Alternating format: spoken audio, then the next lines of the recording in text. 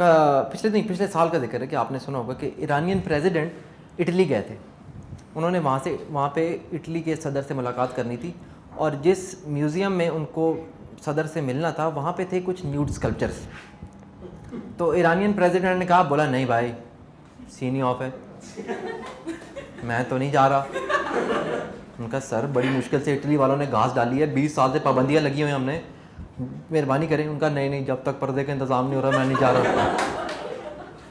उन्होंने कहा चलें यार कुछ करते हैं। बहरहाल वो ईरानी एम्बेसी ने फ़ोन किया इटली वालों को। अब इमेजिन करें कि क्या डिस्कशन हो रही है इटालियन रिप्रेजेंटेटिव और ईरानियन एम्बेसी के दरमियान। अब ईरानी फ़ोन करता है, hello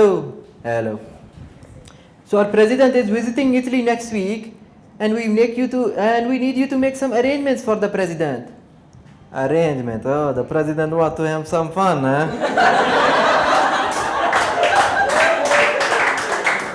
No, not those arrangements. That will handle ourselves. The museum where the presidents are meeting, there are some nude sculptures in it. No, not with the sculpture. The sculptures are sacred. The president wants those nude sculptures to be covered. Why? Because he does not want to look at them. Okay, then don't look at them. It's prohibited in our religion to look at such nude things. But how do you know it's nude if you don't look at it?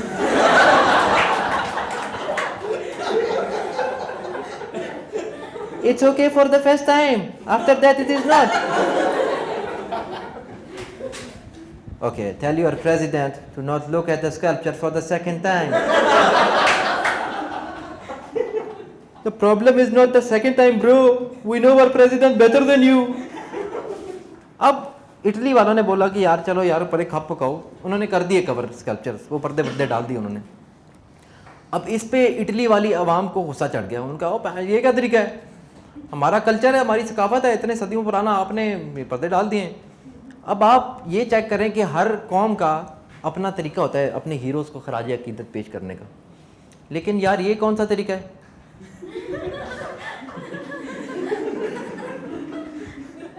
मतलब मुझे तो उस nude sculpture पे बेचारे पे तरस आ रहा जो पिछले 600 साल से ऐसे खड़ा है नंगा। ये तो ऐसे ही आप किसी के घर पे मेहमान जाए और उसने अगले ने ड्राइंग रूम में दादा अबू का नंगा स्कल्पचर लगाया हो, ये हमारे बड़े अब्बा हैं।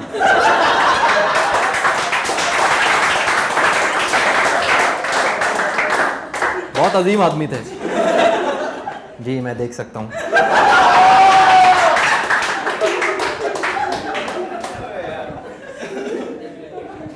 मतलब वो जो न्यूड स्कल्पचर है उसकी तो पर्सनल लाइफ का बेड़ा गर्क हो गया ना। वो ऊपर बैठ के वो बंदा सोचता होगा यार इनके काम चेक करो।